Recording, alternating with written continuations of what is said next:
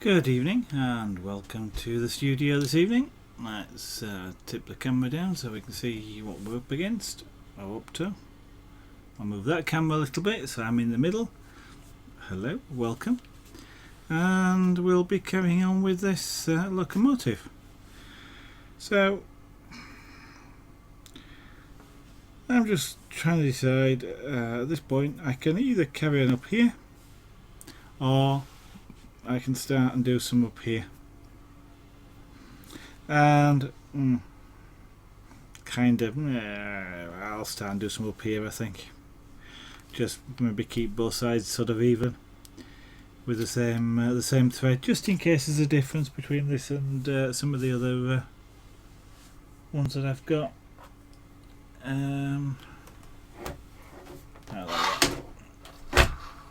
Occasionally you get a difference in shading. Fear Reaper 7, good evening and welcome to the studio this evening. Right, so set the correct depth on this needle, which will be depth 1, as I'm going to do up the edge, sculpt the edge, round it off in other words, before I go up any further. So without further ado, unfortunately this may be a little bit difficult for you to see because I'll be working just inside the hoop, but hopefully it won't be too bad. And I trust you are doing well this evening, Fear Reaper.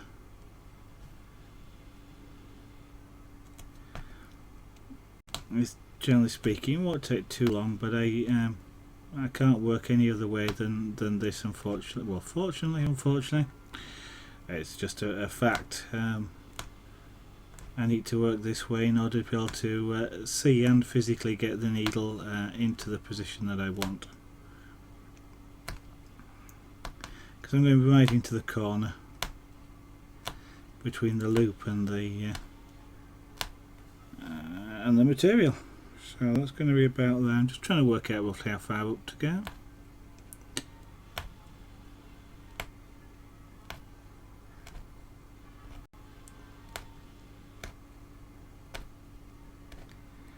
So about there will do.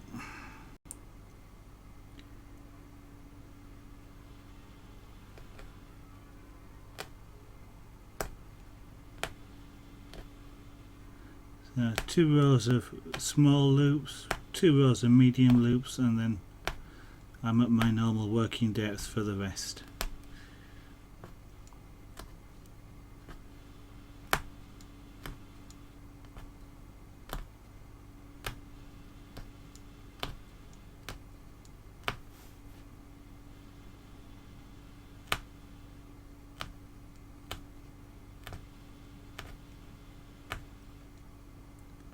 I knew I should have cut that thread off.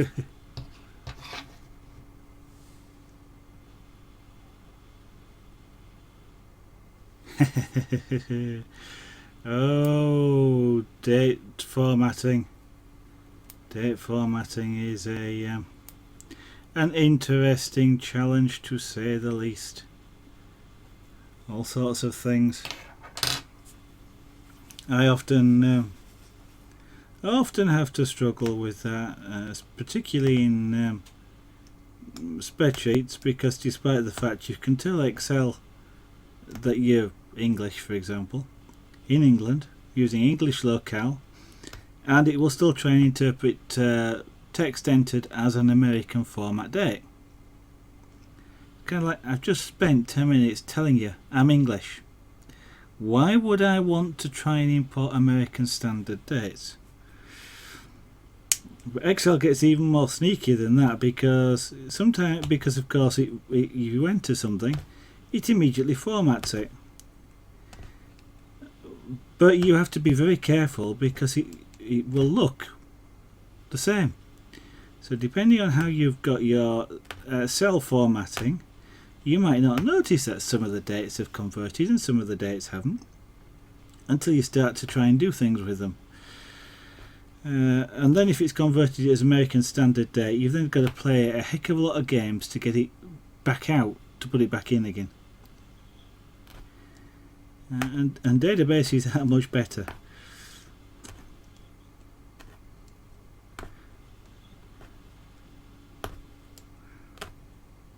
fact, I usually end up doing some variation of ISO formatting dates, or I spell it out like 7 August 2015.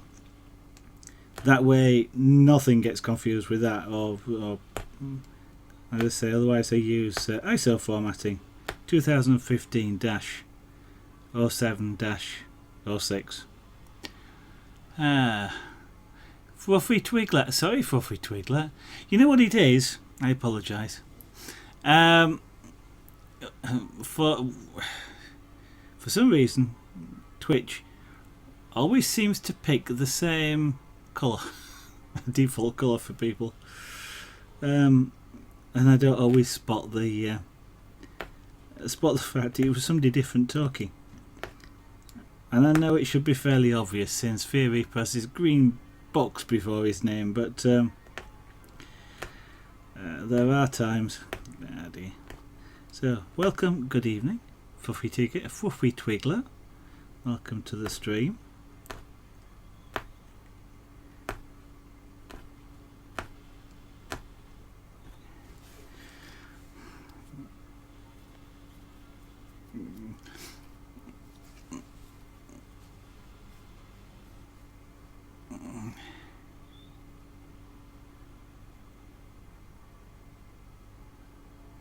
In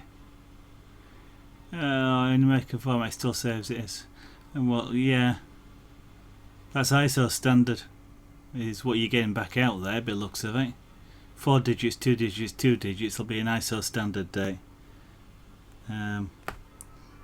So it's obviously not interpreting what you're putting into it at all, so it's reading as a null date.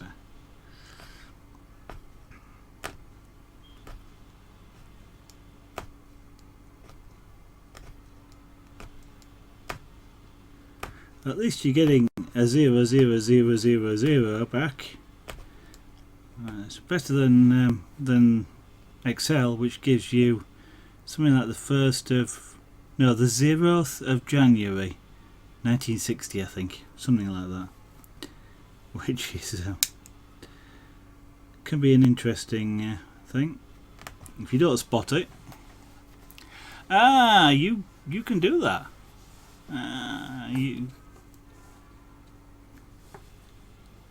I was about to say I thought only turbo users could do that, but obviously that's not the case, because you'd have the turbo icon there. So I keep forgetting people can change their names, but yes, it makes it does make it easier. But of course, I highly suspect that I see both you and Fear Reaper as red names, but I suspect that you're perhaps seeing them as something different.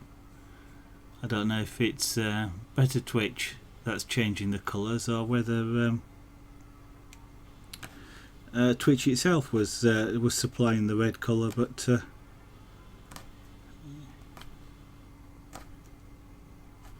it does make it easier for it to be different. Thank you very much for doing that.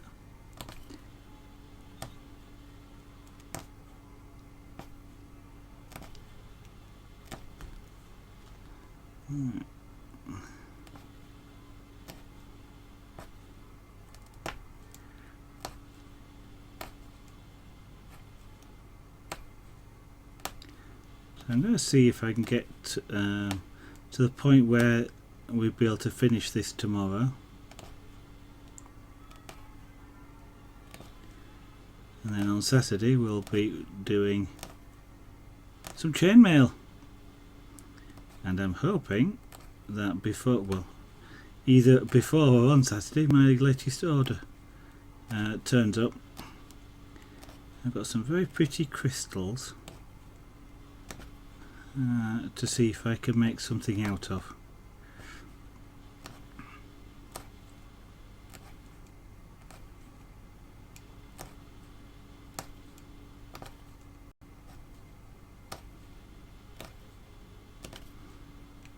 And I've got some nice coloured rings to do some Wimbledon inspired bracelets with, and I may even have enough to do a Christmas inspired bracelet. We shall see.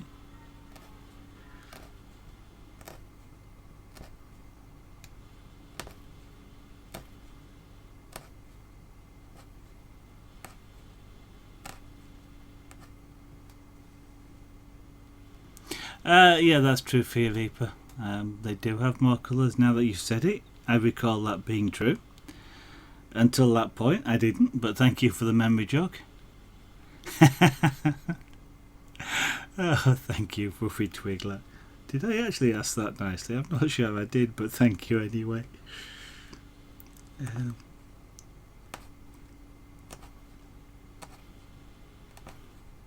Actually, I think it was Fear Reaper, wasn't it?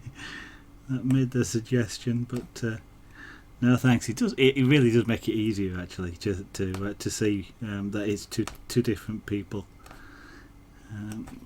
that are saying things.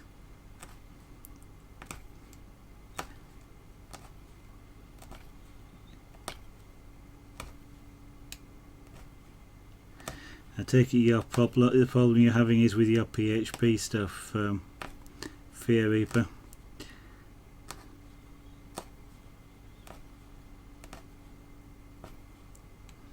And if you're inputting it, then you probably have the problem of working out what format it's in the first place.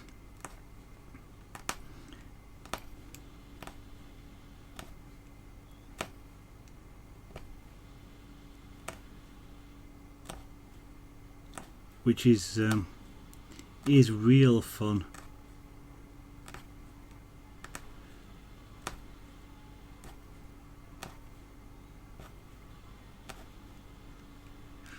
I know the last thing I ever want to do when I'm programming is ask the user to input a date, or if I do, I specify exactly what the date is supposed to be like. And as I say, usually I use the ISO standard: year first, year, month, day.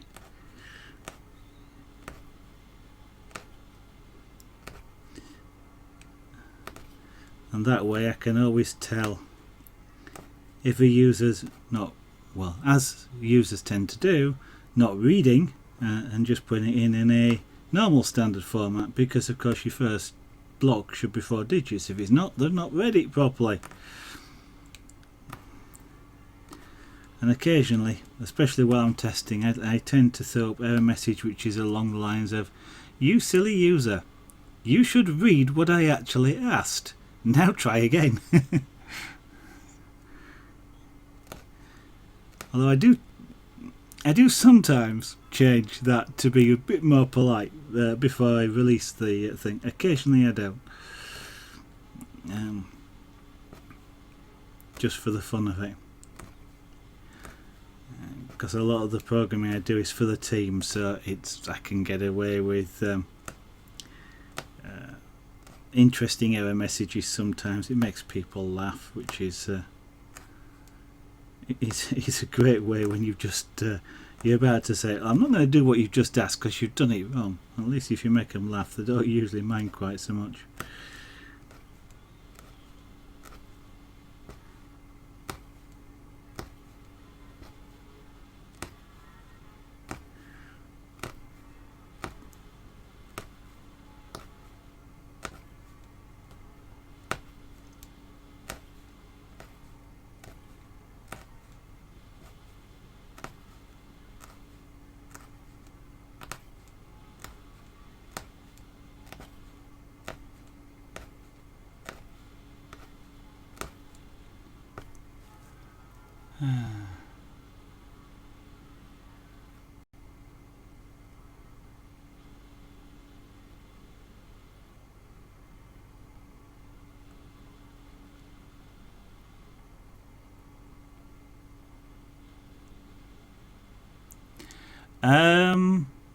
Usually if it's going like to 10 or 530, usually databases, unless it's being sent as a date, and I don't know PHP, so unless it's being sent as a date structured object, as a data object. I'm suspecting it's going as a text string, which the database, whilst the database might accept ISO standard strings, it doesn't actually know it's an ISO standard, just with 6 digits like that, because an ISO standard has time attached as well. So you may have to format it to include the 00:00:00:00, and possibly even, I think ISO standard says year, month, day, T, hours, minutes, seconds. Theme Hospital, good evening. Welcome to the studio this evening. I'm currently helping Fear Reaper format dates. So that might be your problem with it not accepting it, Fear Reaper, is it doesn't actually recognise it as a date without either the time or the missing. I think T. I seem to remember.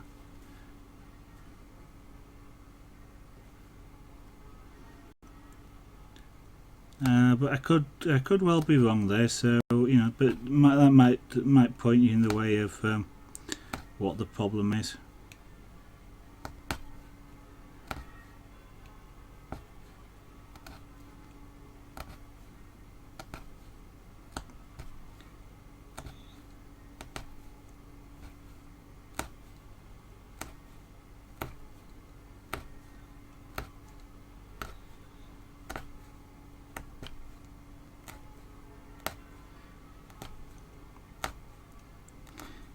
One of these days I'll have to get around to doing some web programming myself.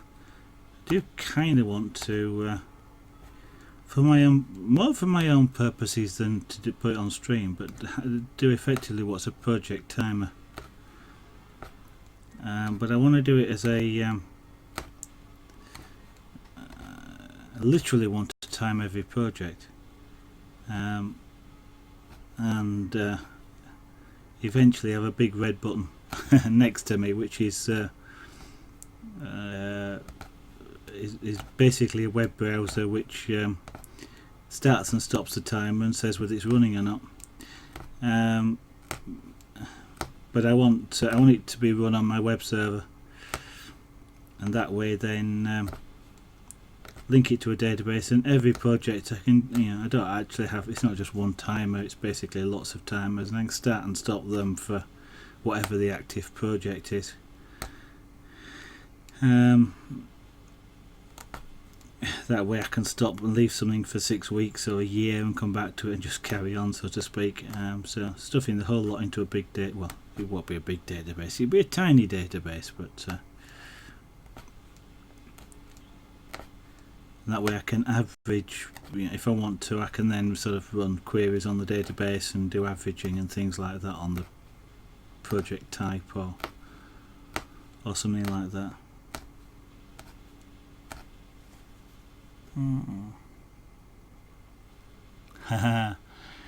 Theme Hospital, it would be if you can guarantee that what you've received is day, month, year.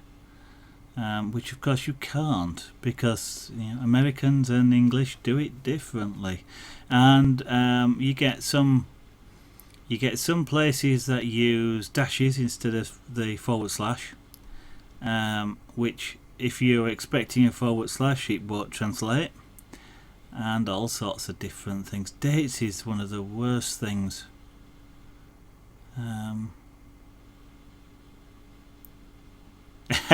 But yeah, Theme Hospital, that's kind of the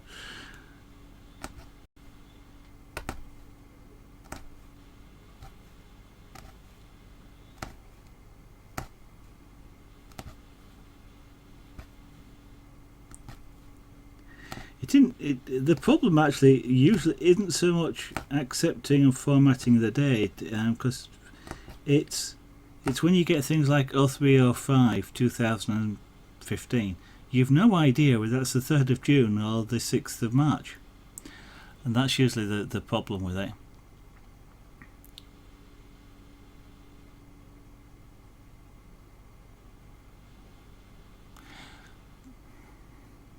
Well, unless it's storing it as text, Phoebe, I'd be surprised it's storing it like that, because it'll be an object, and it'll the database almost certainly will be converting it to something like seconds or ticks or some large integer format, and then converting it on the fly into dates. Yeah, that sort of format date is usually used mainly because it's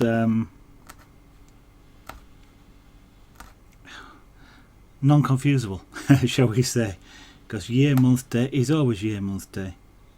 I use it quite a lot actually. If I am putting dates on file names, for example, I always use that same format, year month day, because they sort properly that way as well. Your earliest ones appear in the sort earlier than the later date ones, so that's always a useful thing, because it's always a pain when somebody sends you a file where they've appended a date but they've put the date in whatever format, and I get dates from America, files from America and from England and all sorts of stuff, and they get so mixed up. It's really a problem trying to find them.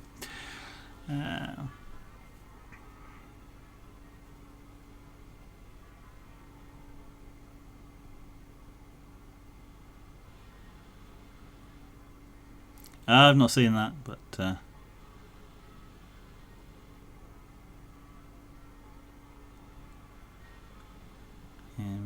time zones.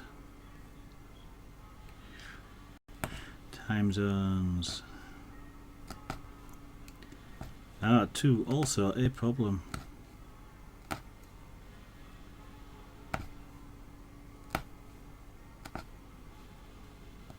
Or there can be a problem. Usually, often, actually, I was about to say, quite often, time zones don't always matter a great deal. Mind you, dates don't always matter a great deal. Really depends on things. Timestamps about the only thing where dates are really critical, usually.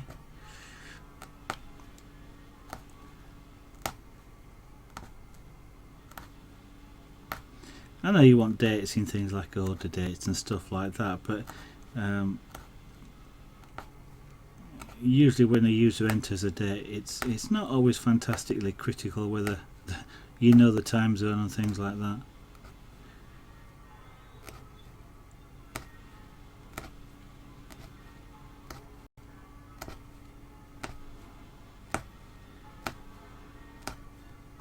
In fact, unless you're processing the date in some way, one of the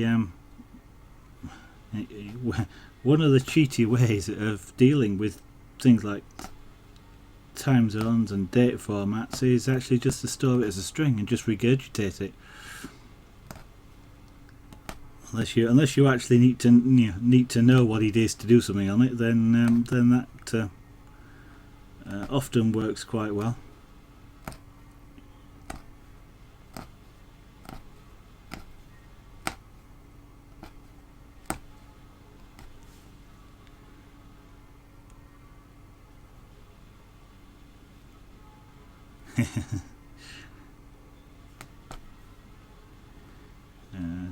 Just the whole aspect of time zones are can get really fascinating.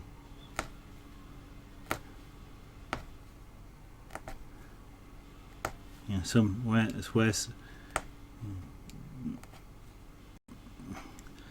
when you've got the international date line where it's 2 different days either side of it, which is an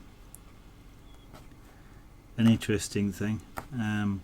I think, I mean, obviously the international date line has been purposely put where it is so it doesn't go through any landmass at all. But I think, if I recall correctly, there's a couple of islands which are visible. One island either side of the international date line. They can actually sort of see each other. And so, and it's 2 different days on the islands, which is a kind of a weird concept.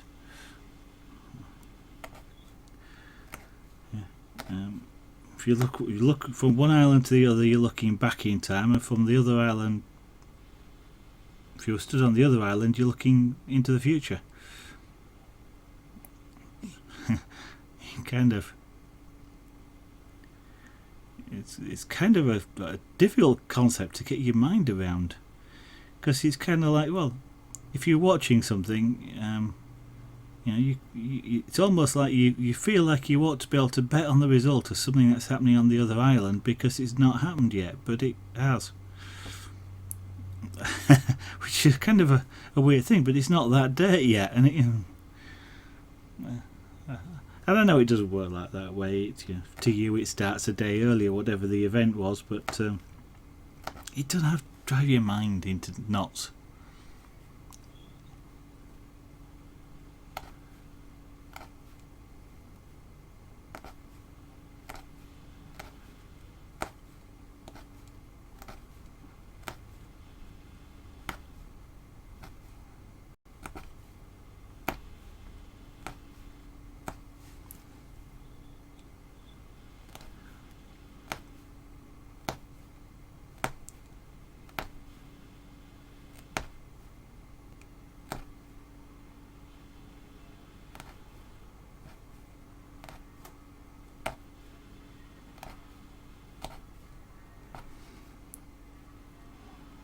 Time is just a fascinating sort of concept, and time that we use as opposed to time as a sort of Einstein type time.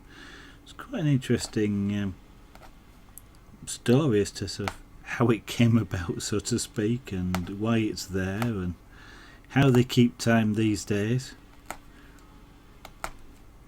and what UTC is and things like that, as opposed to GMT.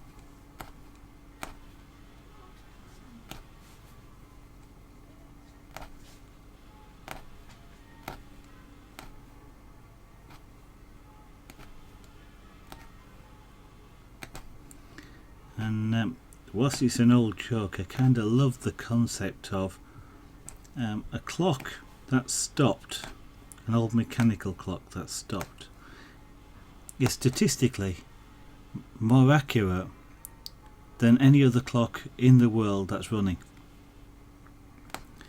Because a clock that's stopped will exactly match UTC twice a day.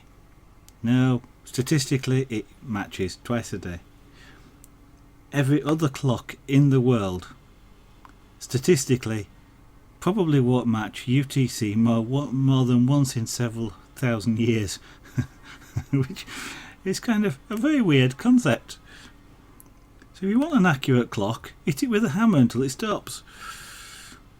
Weird.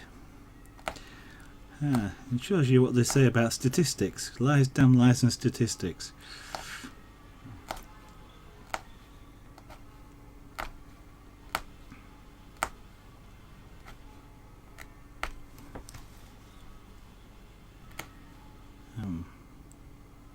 There's another one like that associated with sort of engineering and things, and that is about distance.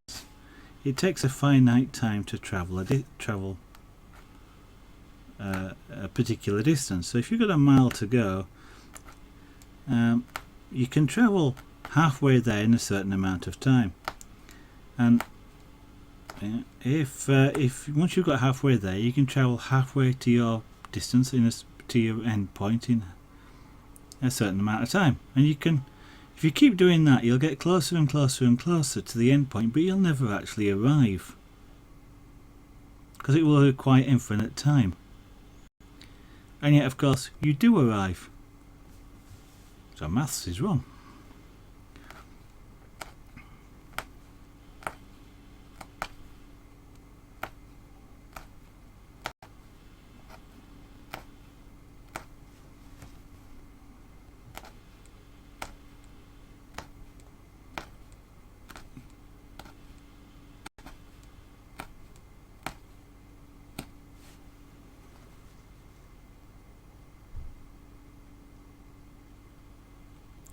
Yep, there is UTC. Actually, isn't a clock. It's a combi, or it's the coordination. I've forgotten how many, but there's a number of clocks that coordinate together to make UTC. UTC is the world time standard. So UTC, no clock actually has, is UTC.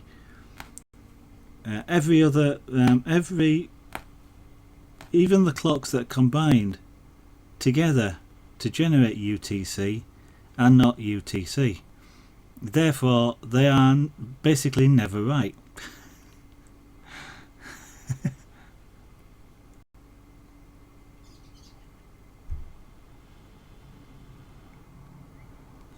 So it's an interesting one. Agrix, I can't quite work out what it is you mean, but welcome to the stream.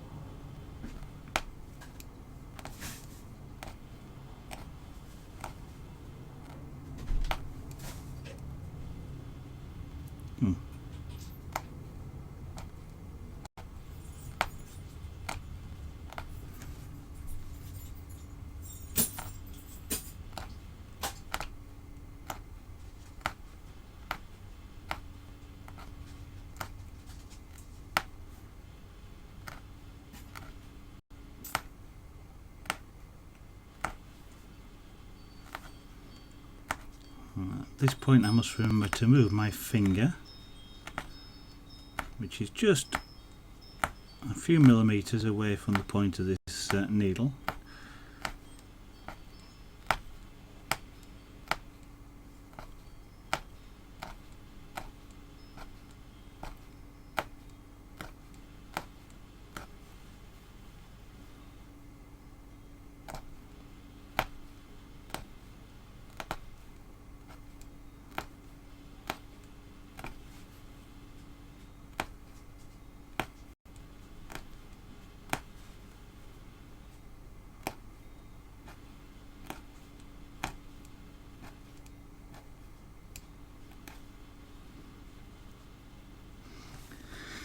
Right, I've done a block. What I'm going to do is cut these off and then start again, because I do prefer to do the edges first, because I can guarantee where I place them. If I start and work towards the edge, and then what happens is I get to the point where I don't quite know where I should reduce the height of the needle, and it gets a bit messy. So just from practice, I always start with a curved bit that I want to sculpt and work away from that.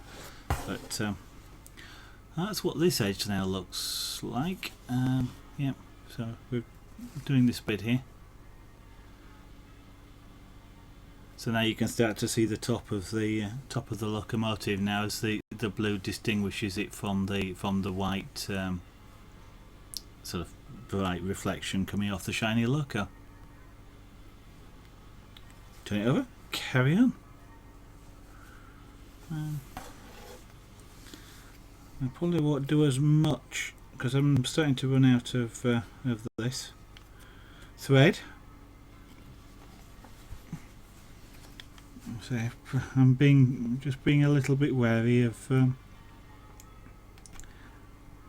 different shades of bobbins. Whilst they don't look different, the ones I've got, sometimes you don't see it until they're actually in the material. And whilst I sort of almost, I can almost say it's a bit too late. It's not quite a bit too late, but it's easier if you can see it before you actually put it into the material.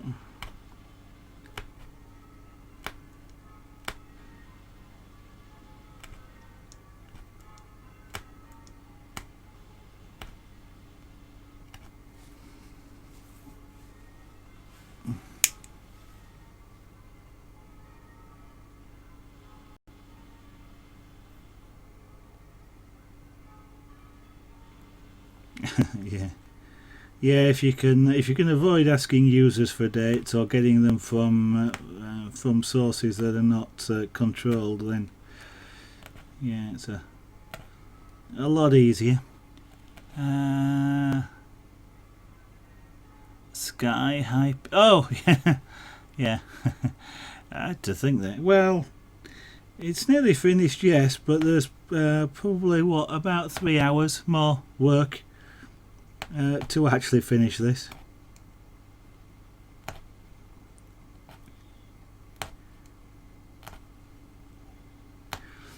It was kind of interesting because I was actually writing a blog entry at work today.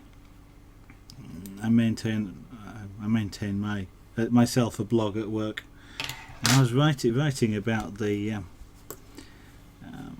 actually I was kind of writing in response to what somebody else said as a comment on an earlier blog piece, but they described what I'm doing here as working in slow time, which of course implies something completely different, but they were discussing the phenomenon where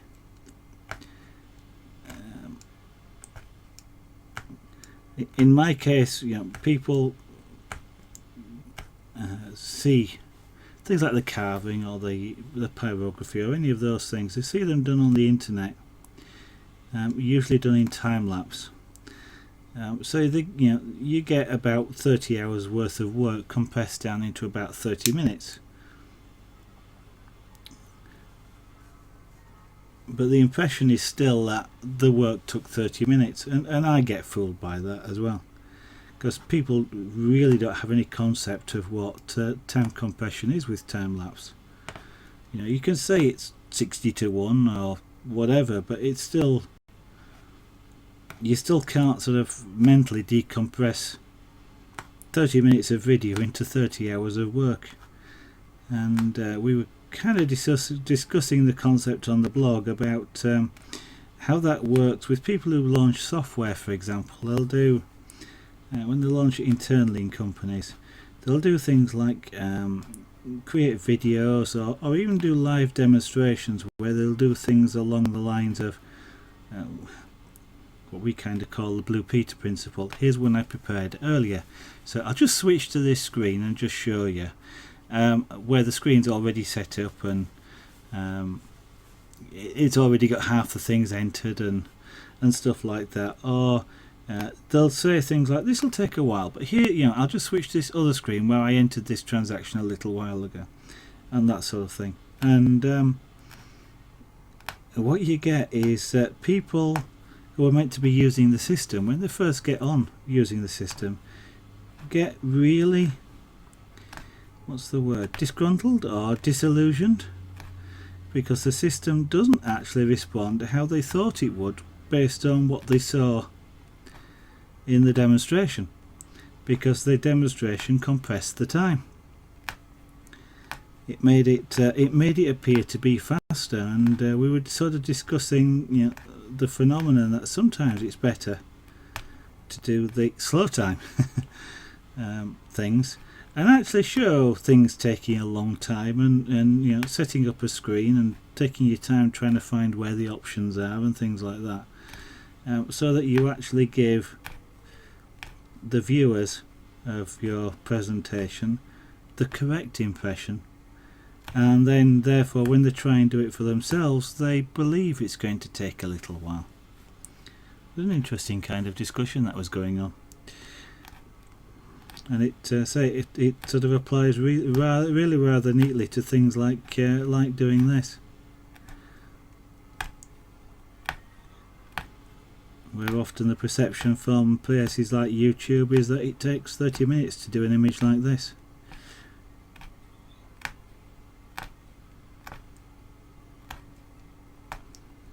And I'm not saying YouTube is wrong or you shouldn't do that sort of thing. There's no way. I was about to say there's no way that people would watch if I uploaded all this stuff to YouTube, for example, 30 plus hours or 20 plus hours doing this, that people would actually watch them.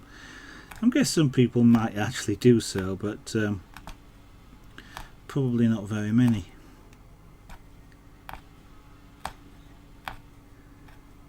Watching live is somewhat different to watching a recorded same thing.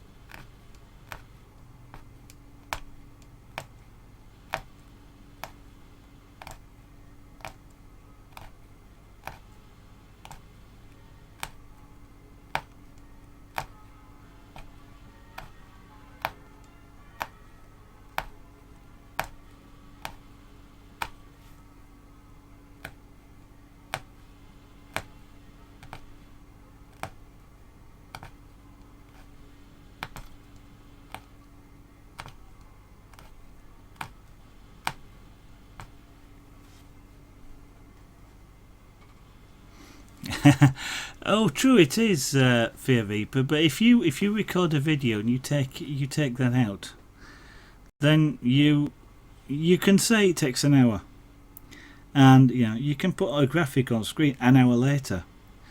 But people will still go, I push the button and I'm expecting a result back because that's what they saw on screen. It is a real weird phenomenon, but it does happen. I've been where we've launched software where we've had people do that sort of demonstration where effectively they cut things out, because when I was doing it you didn't produce videos and things like that, so you only did live demonstrations, but you do it on about 2 or 3 screens, and people would regularly complain that the system was slow, because they expected it, despite being told how long it would take, they expected it to be like the demonstration that they saw. And after a couple of months they've got used to it and they completely forget about it. But it is something that's people are weird in that way.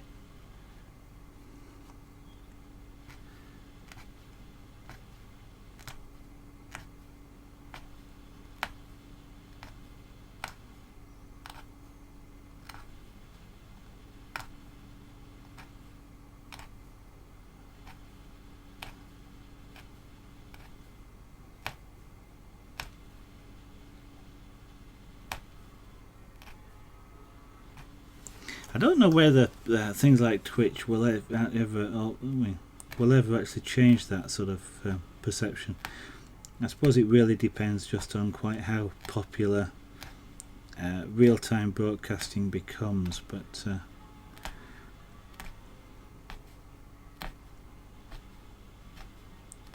I think it would still probably be quite a limited effect.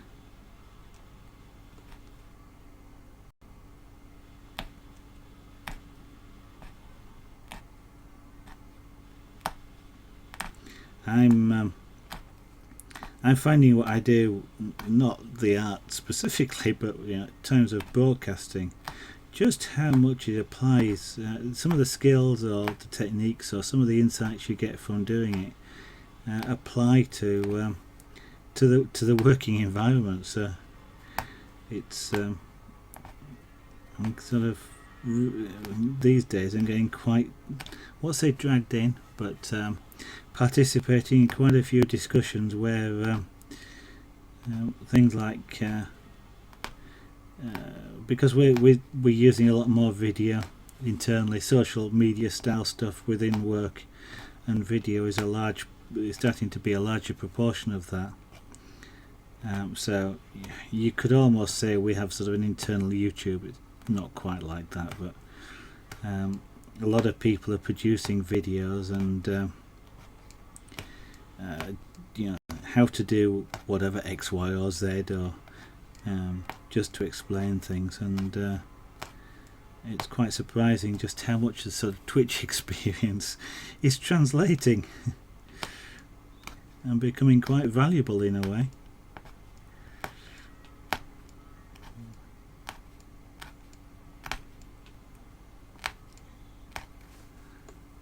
And it's quite interesting how I notice completely different things when I watch videos at work because of that experience. I'll see things that I probably can't do it now, but let's see if I can force it. Like that. You can see the bloom on this camera. You can see the bloom from this light, which effectively constitutes noise and things like that, and you know, lighting position and stuff. While most of the people are just showing their faces whilst they're doing things, like the gamers, if you like, with stuff coming off the computer screen.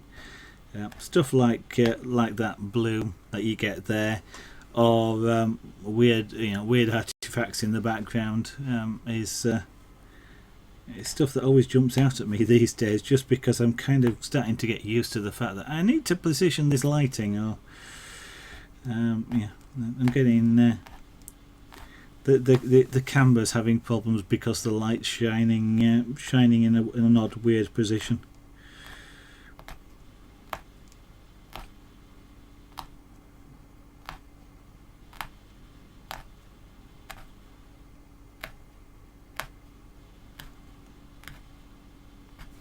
It's a pity I can't charge consultancy rates internally for for advice given.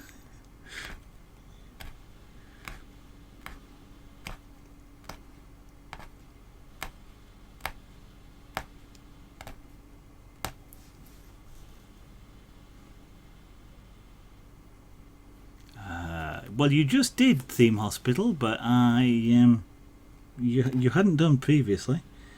Have we actually got one from the company themselves?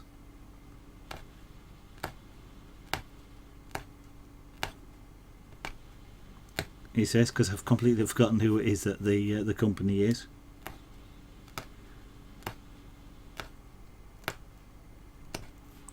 Oh, mind you, there's Gamescom on at the moment, isn't there? So they possibly could have announced it there, I guess.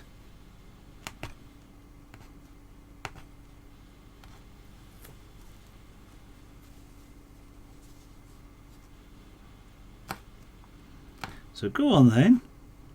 Assuming it has actually come from them. What's the date? When are we going to be able to buy ATS? Which, if there's anybody watching that has no idea what ATS or thinks that it's a tyre company, Theme Hospital, I expect Theme Hospital is referring to the American Truck Simulator. At least I hope that's what he's referring to, and not the tyre company.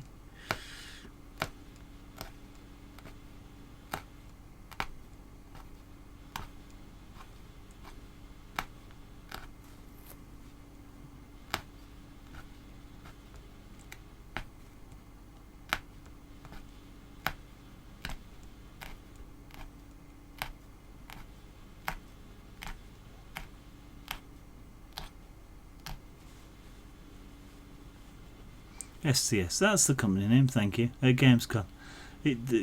People did kind of think that it might well be announced there, because the suggestion was that they were obviously getting close to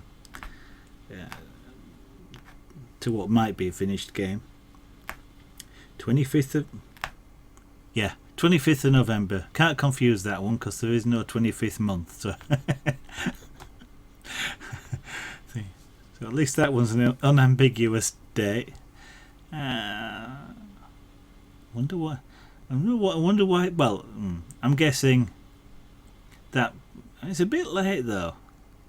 was going to say it's almost timed for Christmas. Mind you, I suppose I was about to say it's almost time for Christmas, but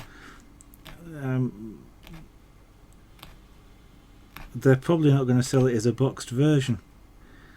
And in which case they've got no distribution, and that's roughly when the school holidays start, isn't it? Roughly around that sort of date. So they probably are launching it just in time for the Christmas holidays.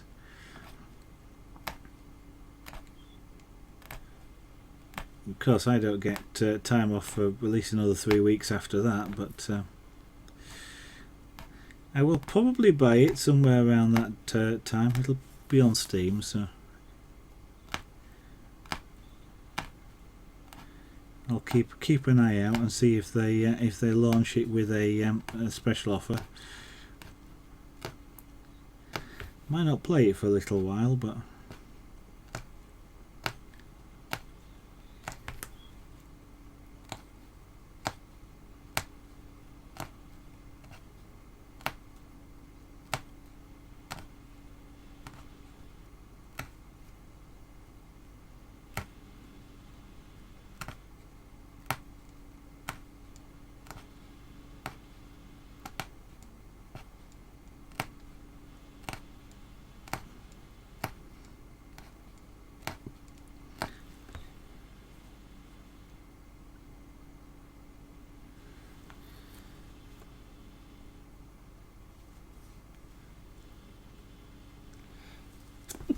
excuse me, I've been sneezing on and off all day. Ah dear. Is your stream buffering for a lot? I would say no, but one of the feedback windows I'm looking at has frozen. So it's probably lost its own connection. You're getting lots of awesome ideas you want to try, and you have to wait until uni starts. Because of something that's at university that you need Fluffy Twiggler? Certainly write them all down, otherwise you'll never remember them.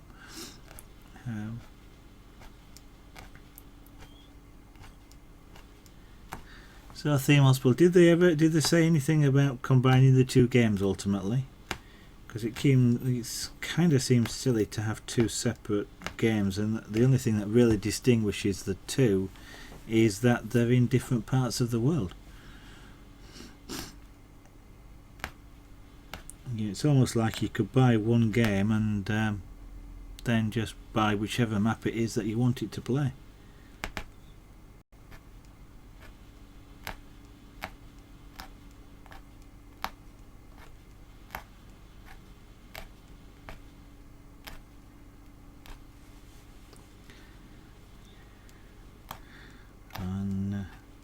Have you got any things such as space for one, material and sources, and the staff to help? Okay, well, yeah, all of those could be a problem. There again, space. My studio, my complete art space at the moment, is 2 foot by 18 inches. So I don't do too bad. It's surprising what you can do in a small amount of space. But if you need staff, particularly staff to help, then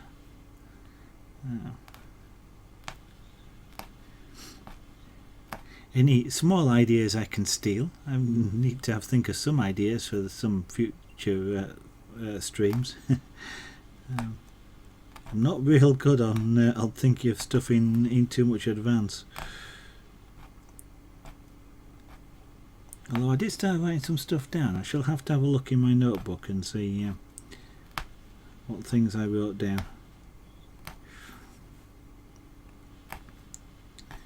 I think having visited the Yorkshire Wildlife Park the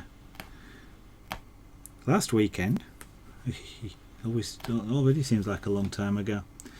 I'll have to have a look at the photographs that got taken, because I know my wife took a heck of a lot of photographs of the cats, the big cats, and there were some tiger cubs there that she was taking close-ups on, so maybe get some nice photographs that we can I won't say reproduce, but use as close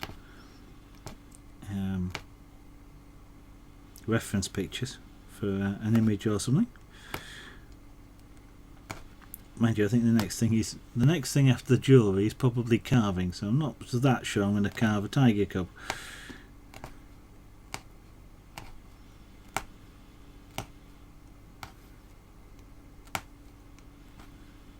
Might pick something decidedly easier and a bit quicker this time.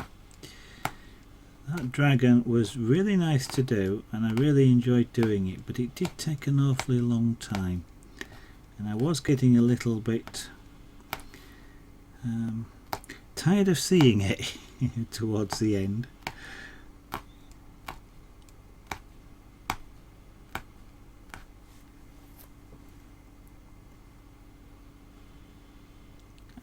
Here's a hint of an official multiplayer. Okay.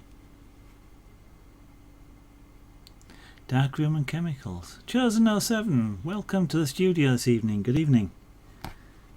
I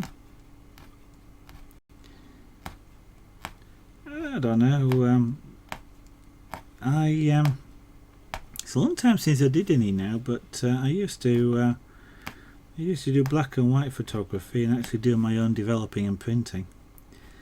So I was quite lucky. Well, I did the developing in the bathroom. Actually, I did the printing in the bathroom as well. So I used to actually put a piece of wood across the bath, which was convenient because I then had access to water. But it was our bathroom was internal to the house. It had no windows basically, which meant that all I had to do was, of course, was to shut the door and make it, make a light seal around the door. And it was a good enough space to do that in.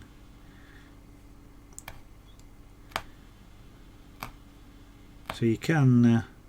What did I do? Oh yeah, and rather than put all that lot together to load the film into the developing can, I used to just sort of dive under the bedclothes. Mind you, back then I was using a blanket rather than a duvet, so it was somewhat darker. And I did tend to wait until night time just in case, but it is surprising what you can do with that. I never did get into colour. Colour developing obviously is not particularly difficult, but colour printing, the colour projector was the expensive bit that I never got round to. There's an interview with Pavel all about it. Okay.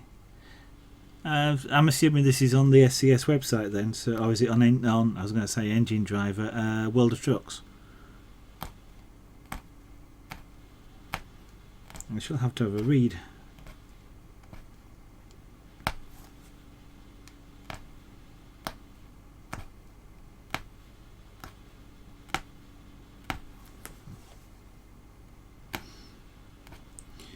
Mind you, I can't, well, other than the ability for them to keep it up to date, I can't see it being much different to the multiplayer mod that's out there at the moment. And I must admit, I don't mind playing on there, but it does get a bit tiring at times with people just specifically trying to cause problems and what have you, and driving through you in no clip areas. That gets really irritating. Why can't you just wait a minute? It's give me a chance to reverse my trailer into this space before you try and put yours in exactly the same space. I understand the mechanics of the game mean that will happen, but you could wait. This is supposed to be a simulator, and you couldn't do that in real life.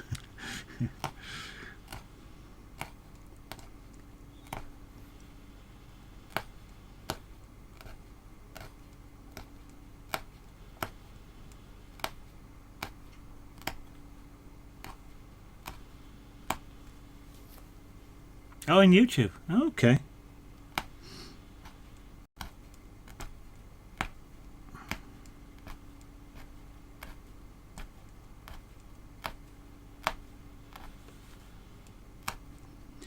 I shall have a look out for it after the stream. See what he has to say.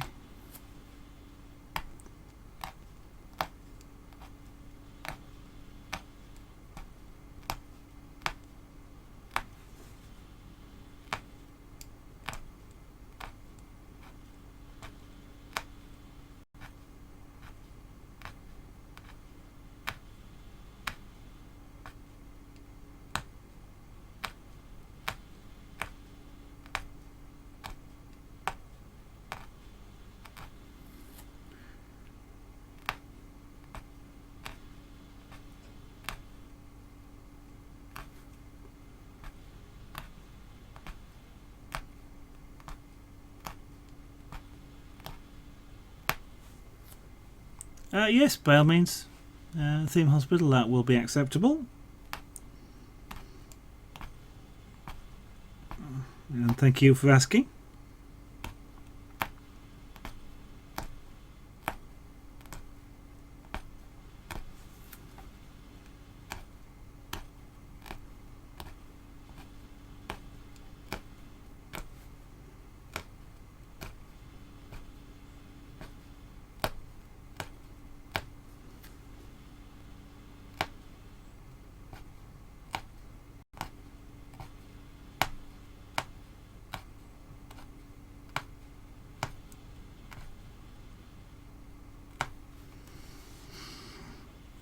Right, that's reached the top of the sculpted edge that I did earlier. Let's have a look.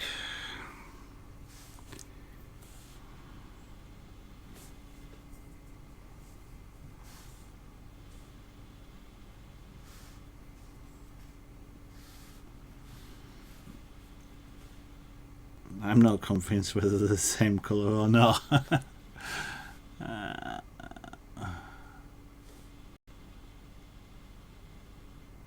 On the camera, yeah, the trouble is, well, this is now thinner than those, so the white card that's underneath is showing through, so I can't actually trust what I see anyway.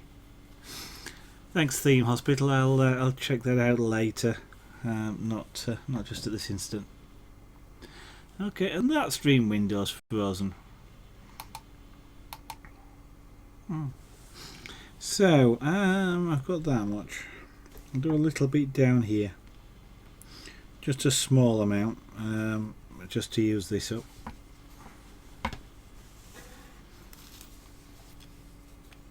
So, reduce the depth of the needle.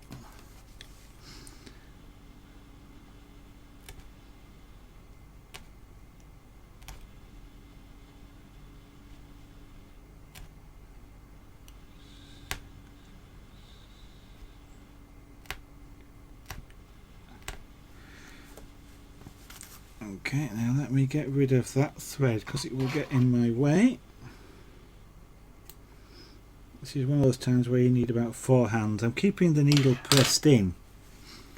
That way I don't end up with a great big loop of thread out this end. And if I keep it pressed in, I don't accidentally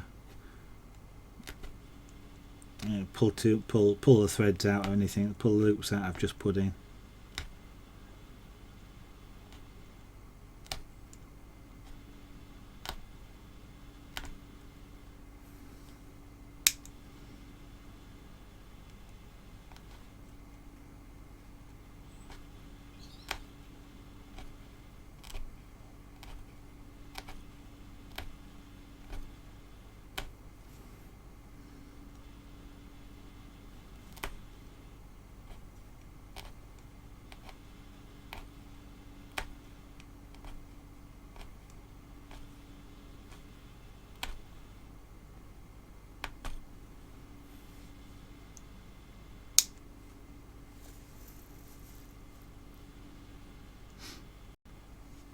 Oops.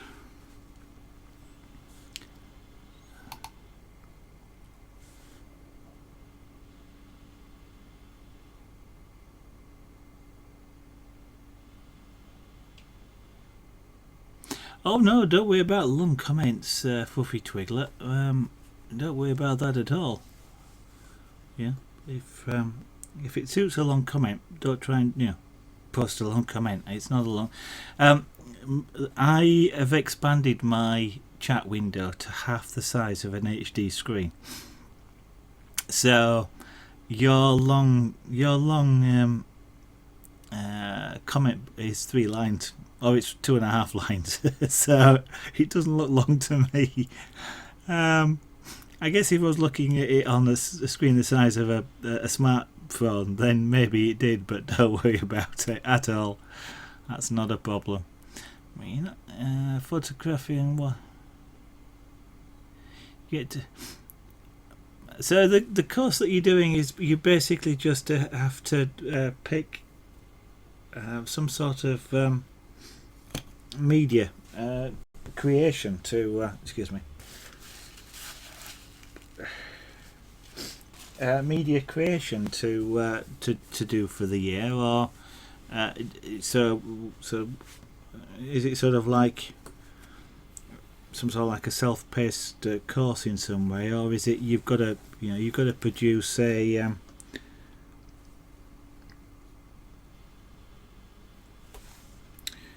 like a subject using any media that you like? 2, 3.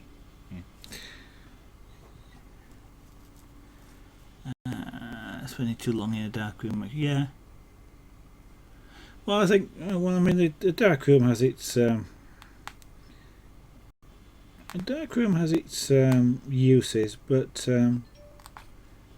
these days, cameras are digital, and your dark room doesn't have to be dark, because the same techniques all work. They're just done electronically these days. So I don't particularly necessarily think it's you learn anything specific about photography from darkroom experience. I mean, yeah, you get to learn how to handle chemicals and things, but I mean, things like dodge burn, colour correction, all this sort of stuff you can do digitally.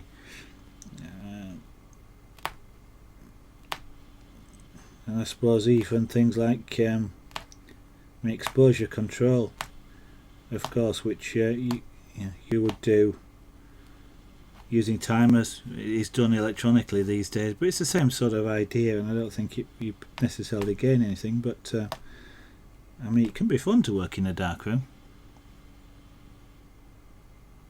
Yeah, I was wondering if that was it. You've got a theme then, as you say, like botanical, so I don't know, trees, flowers, or scenes, that sort of thing. You have to reproduce them, however, reproduce them. I'm saying reproduce, but I'm thinking you could do things like cartoon stuff, or interpret the project how you wish, as long as it has that that particular thing. Interesting. I'd probably go in at that point. What on earth do I do? How do I do it? I have no idea. I kind of hate open-ended things like that. Somebody tells me, gives me the brief, if you like, I can work with it. But when it becomes kind of do anything you like on the theme of, then I start to find it really hard. I mean, I know, for people who want to do this as a career, then that's precisely what you've got to do. So you've got to develop that sort of skill, but I've never needed to. Although that may change in the future as well.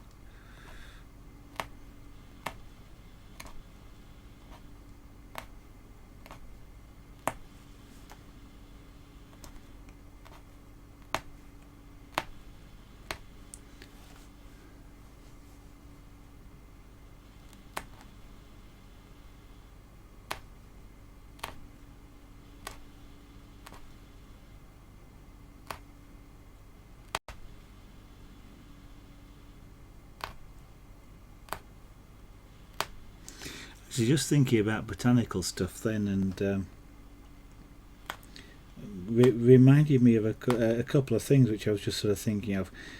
In our local hospital, in the X-ray department, there's the I don't know if they're obligatory because I know a radiographer that had them as well, but they used to do it for practice. They used to do it for practice a good few years ago, and that is they had the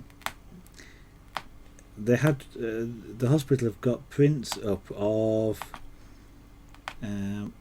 flowers basically that have been taken radiographically with an X-ray machine basically. So you get some very ethereal looking pictures, black background, white subject, of course, and that kind of just reminded me of infrared photography, which is something that I at one point I wanted to experiment with and never actually got around to. I think I did buy some infrared sensitive film at one point, but never got around to using it, which is kind of a pity. But that because when you start looking at things in infrared, they start looking all sorts of different.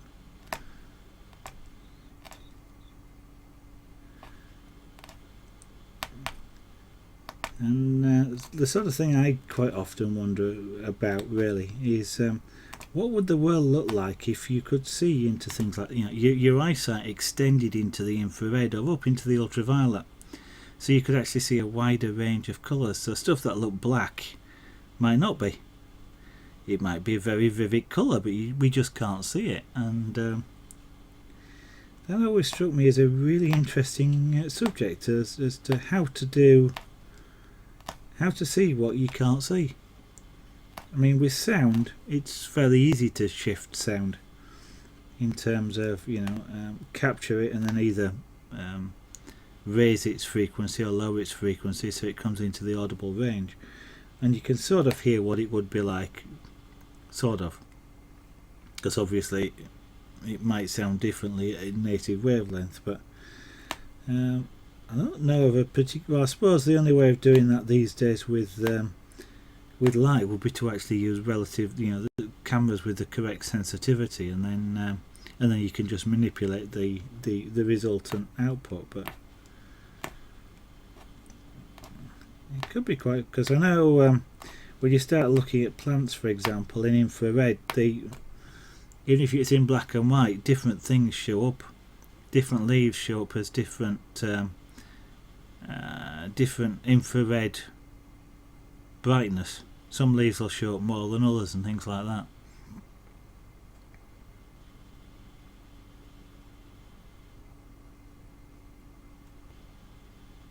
Oh, that's interesting. Yeah, so you effectively squeeze out the oil and from.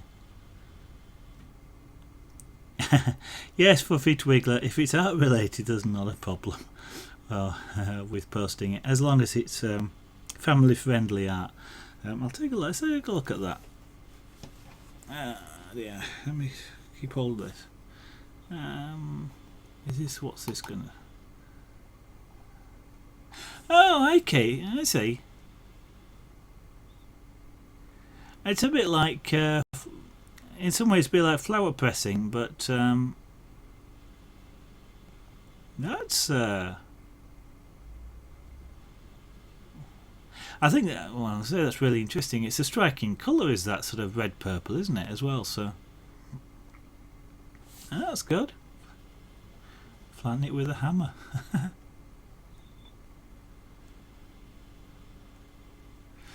I guess you'd have to be careful flattening it with a hammer to actually make sure the hammer didn't slide, because then you'd sort of scuff the image, sort of thing. But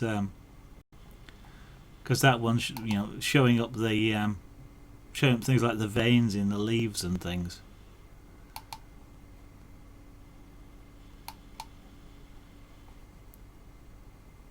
Yeah, the X-ray flowers. Sometimes what you see with those is people will take something like that as well. Theme hospital. Rather an appropriate subject, isn't it, in a way? We'll take something like that and sort of apply a colour wash over bits of it as well. And they remind me of, whenever I see these pictures like that, they remind me of, well, a couple of things. Either used to get screensavers which would sort of bounce a wire shape around the screen, leaving trails behind it, a bit like that. Or there used to be a toy called a spirograph, where usually it was working in sort of curves, but that would produce a similar sort of lacy look I just find them fascinating.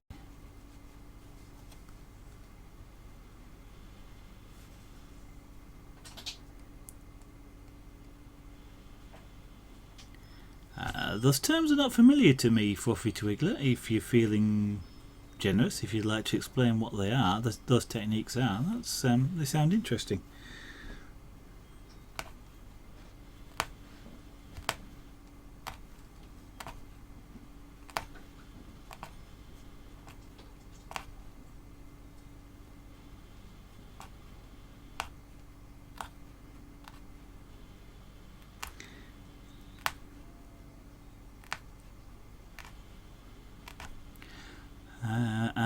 Fluffy Twiggler, that the paper that leaf was on was it? I don't know if you know. Was it like blotting paper, or was it more like just a heavyweight paper? Cyanotype. Cyanotype sounds familiar, but I don't know why. Because I've no idea what it is.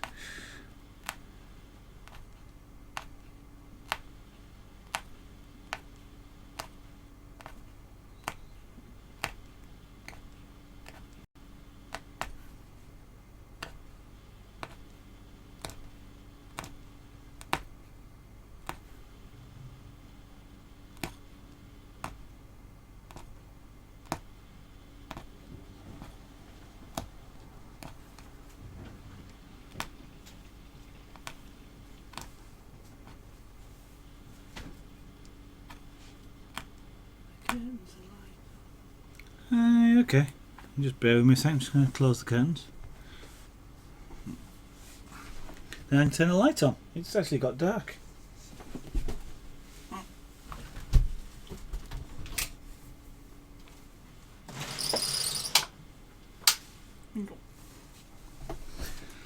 There we go.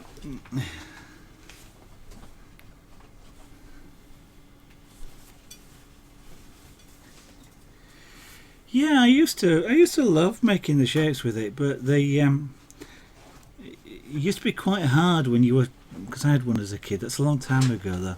It used to be quite hard when you were going round the outside of something, like round the outside of a cog or some of the shapes, because you had to really be really careful not to slip. And of course, you ruin your picture if you slipped. So you could often get really frustrating because it's always round the sharp bends that you tend it to slip off, and that was always very frustrating about using spirograph. But some really weird and wonderful shapes you get out of it. So just use periodic curves from. You wouldn't think you could get such I'll say beautiful shapes out of a couple of cogwheels.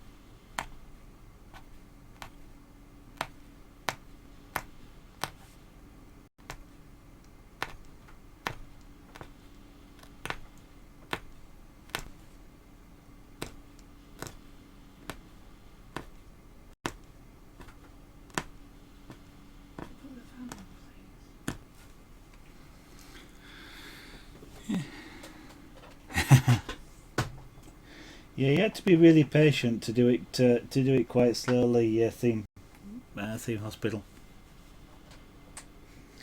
especially around. You almost actually had to use both hands and use one hand to hold the wheel against whatever it was pressing again, and the other one just hold the pen. and I always used to find that the little glass-headed pins that you get would always sort of fall out at the most inappropriate moment. You'd be almost finished and they'd fall out or just move slightly.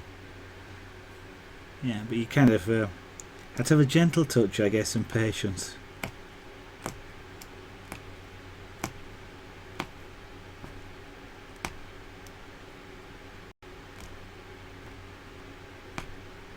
I think you used to be able to get an extended kit or an extra add-on kit as well, and I seem to sort of remember that. And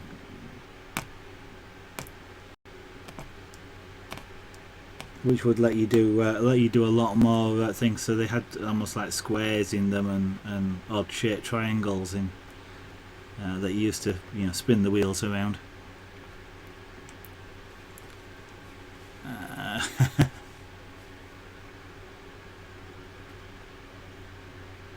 That's it.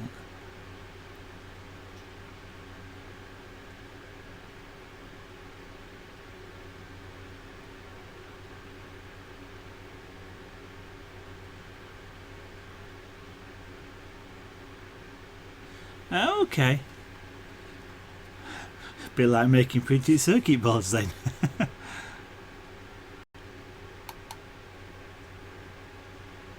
Okay. That looks like, in some ways, that looks a bit like a blueprint, does that? Oh, that's pretty. Oh yeah, oh, on the white one, yeah, because it's black and white.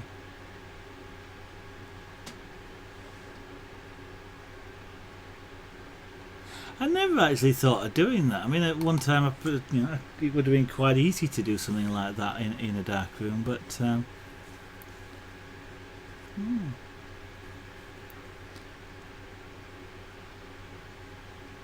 I should be Fluffy Twiggler, so yes, I'd quite enjoy seeing those.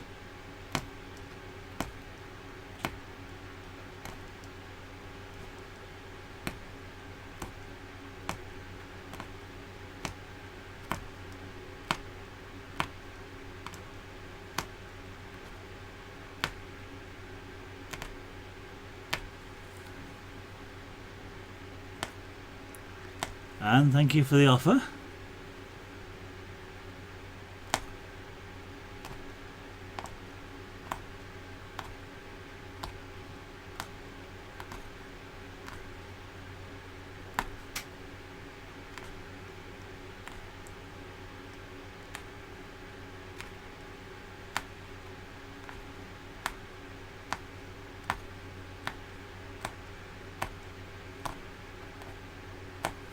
I was about to kind of say that's one thing you could never stream really, is working in a dark room, but then the thought crosses my mind, if you use sort of deep infrared you probably could.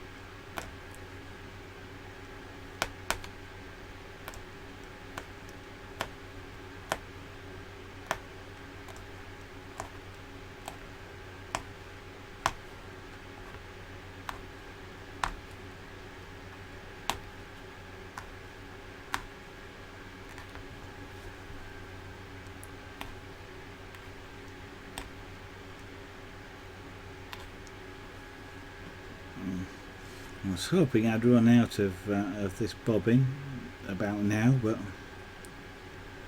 I haven't quite.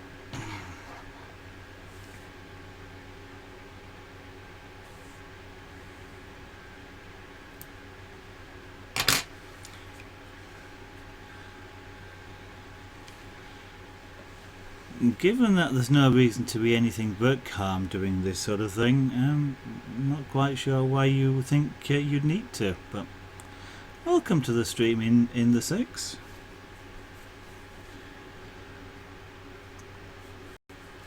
Right, that's how far we've got there now. So just getting closer. It's still a surprisingly, well, it's a small area, which will take a surprisingly length of time to complete, but we're not far off finishing. So, right, it's not going to be long before this runs out, so I will just do a little bit up here.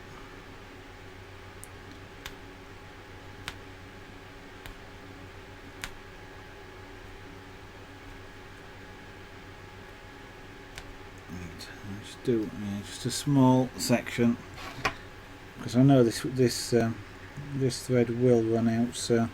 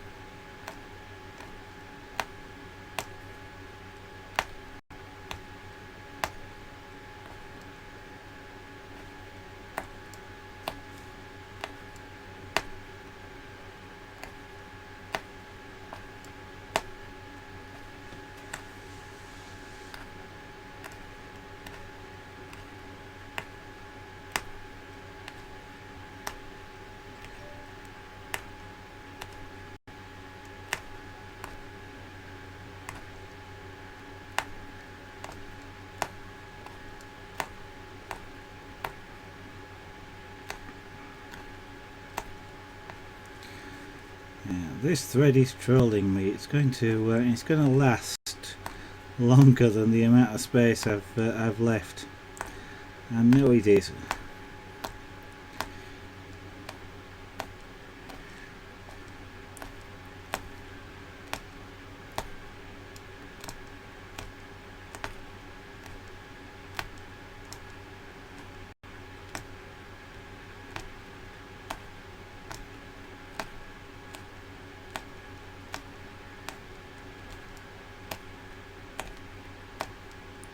And you want it to run out, it won't. It'll last and last and last.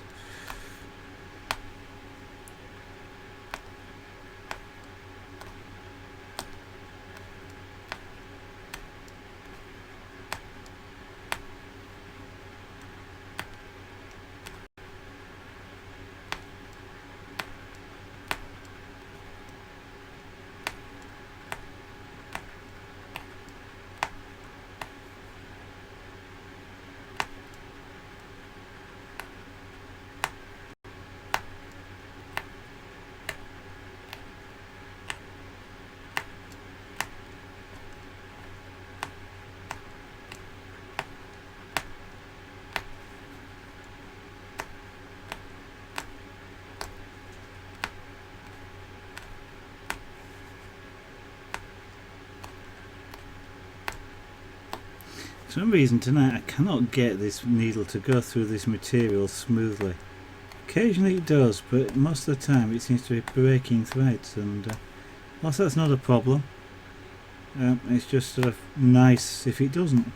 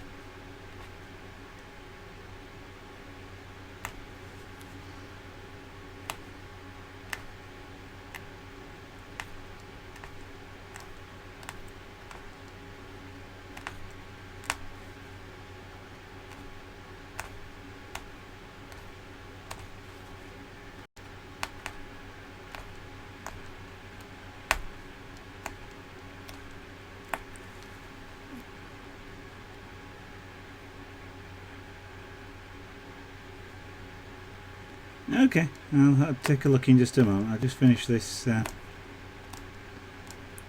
this thread off. It's nearly gone.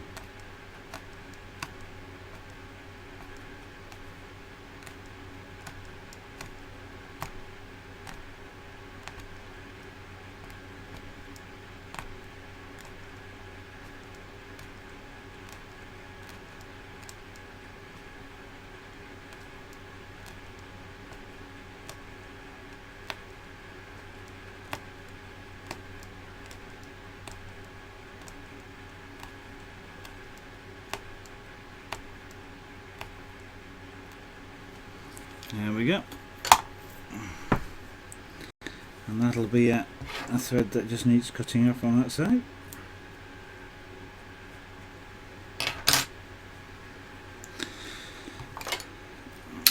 Let's have a look at this.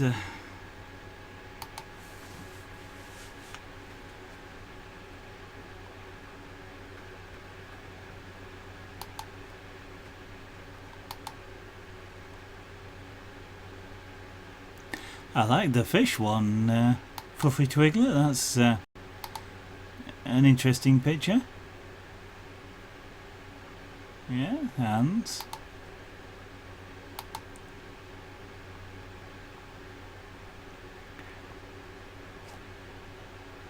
The last one looks a bit like soap bubbles.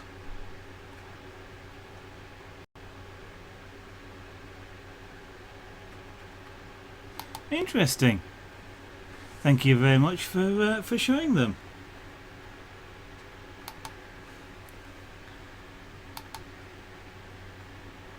They are soap bubbles. That was a good guess. Well, it wasn't a guess, that's what he looked like, but yeah.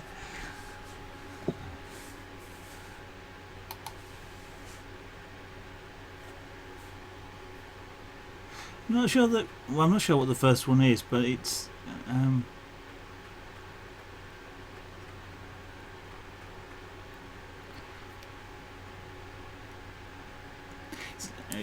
How do I say this? It's not my favourite amongst those four there, but I'm not quite sure what it is. But the one that sort of really jumped out at me was the fish. The way you've done that with the background looks really good. But the others are fascinating as well. Oh, but we've run out of blue. Well, not run out of blue thread, but I've finished that bobbin. So I'm not going to thread another bobbin tonight.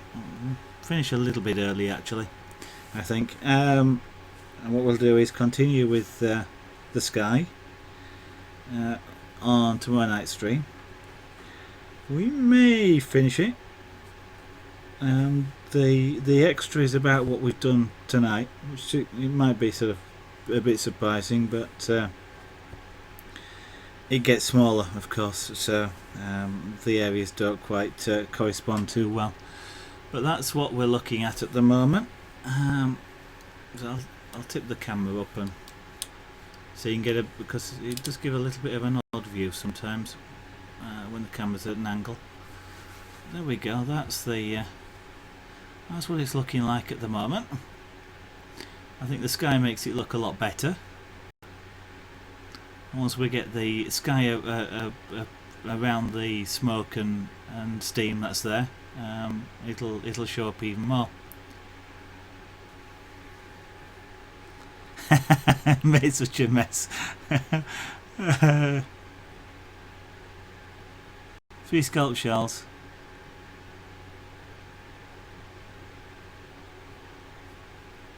Okay, it looked a bit like an ink splatter type of effect on that first scallop shells, but interesting.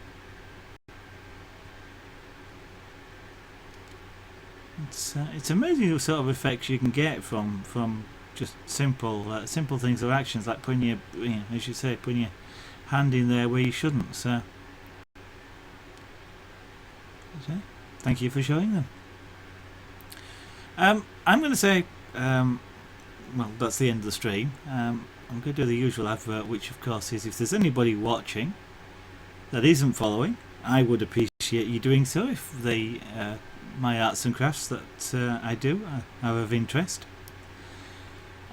If you just like to be notified though when I go live, I do tweet when I go live, not when I have my breakfast. So you if you follow me on Twitter, you'll be able to know when the stream goes live. The details will be on the end plate in a minute. They're also below the stream window. On the other hand, if you just want to try and catch me on the next stream, it will be at or around 8 PM tomorrow night, 1900 hours GMT, or about 2 hours earlier than now in whatever time zone you're in. So if you take a look at the clock, subtract 2 hours, that would be the equivalent of 8 PM UK time. So thank you all. It has been fun. Some nice art being shown on the in the chat tonight, and interesting discussions about time zones and time formats. But heck, it's a somewhat of a varied stream. Look forward to seeing you again on a future one. Bye bye everybody.